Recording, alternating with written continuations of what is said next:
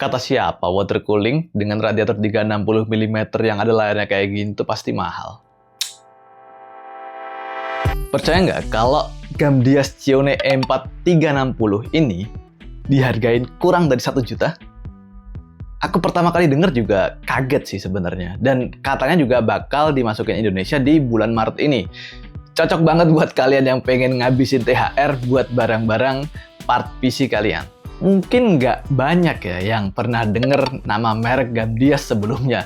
Padahal ini merek udah lama dan udah pernah masuk ke Indonesia juga, tapi dulu jualannya cuma gaming gear. Sekarang udah merambah ke water cooling dan air cooling juga. Nah, daripada kelamaan kita langsung aja bahas spesifik di Cione E4 360 ini. Yang datang ke aku adalah versi yang WH, yang berarti white. Kalian juga bisa dapat yang versi warna hitam. Buat yang WH ini dia warnanya full putih, kecuali di bagian layarnya yang hitam. Jadi kesannya kayak speedometer motor, kesannya racing banget gitu ya. Untuk bagian base cold plate-nya dia kelihatan ada bekas CNC berbentuk melingkar, circular kayak gitu. Tapi ini cukup rata dan kalian bisa lihat juga bahwa dia nempel dengan cukup sempurna ke prosesor yang aku pakai. Fan-nya dia pakai fan addressable RGB yang bisa dicolokin ke 3 pin eRGB header yang ada di motherboard, atau bisa juga pakai 2 pin yang dicolokin ke tombol RGB yang ada di casing kalau ada di casingnya. Kalau dua-duanya nggak ada, tenang, masih disediain tombol buat ganti mode RGB yang kalian suka. Pakai tombol ini langsung main klik klik klik klik klik klik.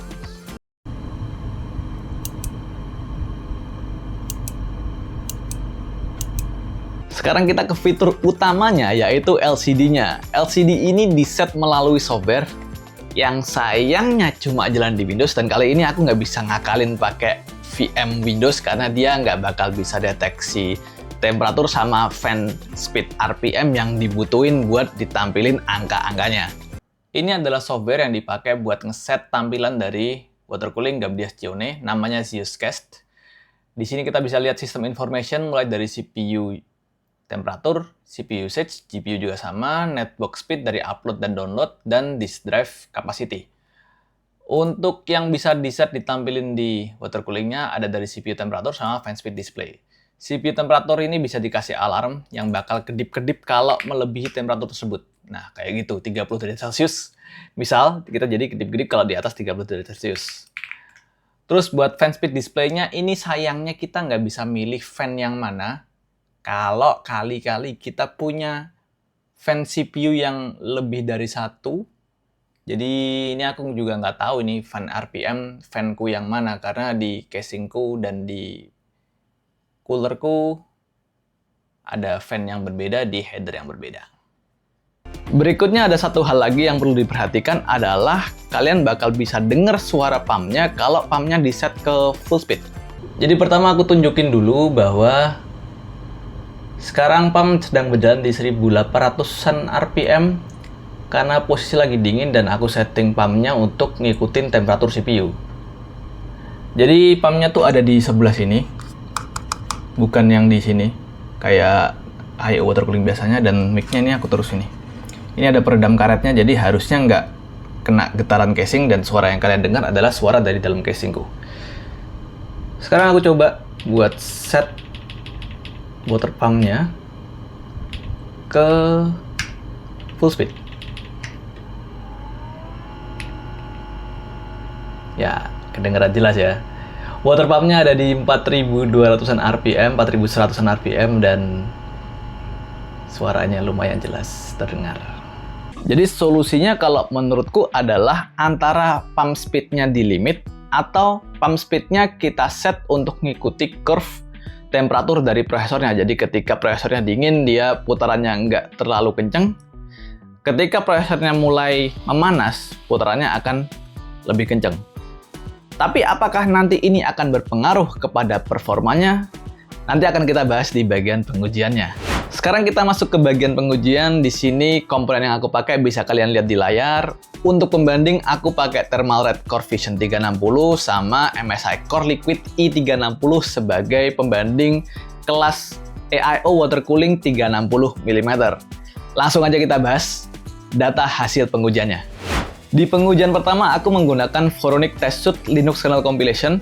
Benchmark ini akan menguji kemampuan seluruh core processor untuk melakukan kompilasi terhadap kode kernel Linux menjadi binary kernel Linux. Di sini kelihatan kalau Gamdia Xiaomi M4360 memiliki kemampuan pendinginan yang kompetitif melawan Thermalred Core Vision 360 yang harganya juga lebih mahal. Ya, walaupun dia masih kalah bila dibandingkan dengan MSI Core Liquid i360, dan ini sebenarnya wajar-wajar aja karena Core Liquid i360 ini signifikan lebih mahal dibandingkan Gamdia Xiaomi M4360-nya. Berikutnya aku melakukan pengujian menggunakan Voronix Test Suite SVT AV1. Benchmark ini akan menguji kemampuan seluruh core processor untuk melakukan encode video menggunakan Scalable Video Technology ke format codec AV1. Di sini pola hasilnya juga masih sama bahwa Gamdia Xiaomi M4360 bisa mengalahkan secara tipis terhadap Thermalred Core Vision 360. Ya, walaupun bisa kalian lihat juga di sini bahwa menggunakan pump speed maksimum, dia temperaturnya lebih stabil bila dibandingkan dengan pump speed yang mengikuti curve temperatur processor. Habis itu pengujiannya adalah Voronix Test Suite 7-zip compression. Di sini bakal dites kemampuan seluruh core processor untuk melakukan file compress dan decompression menggunakan software 7-zip sesuai namanya.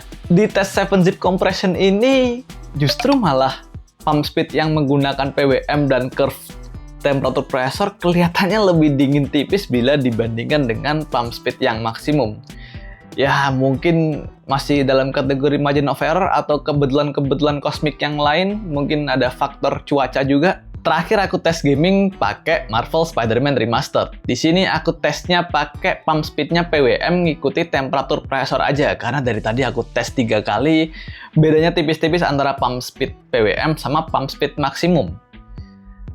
Datanya di sini kelihatan kalau average temperaturnya cuma di 66 derajat Celcius aja. Ini masih adem banget gitu kalau misal dipakai buat gaming lama-lama. Jadi harusnya nggak ada masalah buat skenario penggunaan gaming. Kata kunci yang bisa menggambarkan Gamdia Xiaomi M4360 ini adalah fungsional, murah, dan adem. Wajar ya adem karena dia pakai radiator 360 mm. Sejauh aku cari, paling nggak di marketplace Indonesia, water cooling dengan 360 mm radiator, apalagi yang ada layarnya, itu nggak ada yang di bawah 1 jutaan. Kalau mau dicari kurangnya sih paling cuma di pumpnya aja yang bakal kedengeran kalau di set ke max speed. Ini sebenarnya sesuatu yang gampang aja di setting. Kalian bisa set ke max speed tertentu mungkin di sekitar 3000-an RPM atau menggunakan setting fan curve mengikuti temperatur prosesornya. Terus juga lagi please buat kalian yang bikin software, tolong jangan menganaktirikan pengguna penguin seperti saya.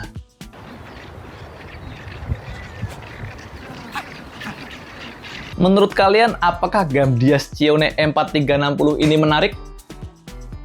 Apakah kalian tim yang suka dengan monitoring terintegrasi di hardware PC kalian? Atau kalian malah tim yang anti monitoring club? Suarakan suara-suara rakyat dan aspirasi kalian di kolom komentar di bawah, nanti aku bakal bacain satu-satu. Gitu aja review Gamdia Xiaomi M4360, aku Latan Sadari OOT, Tabe.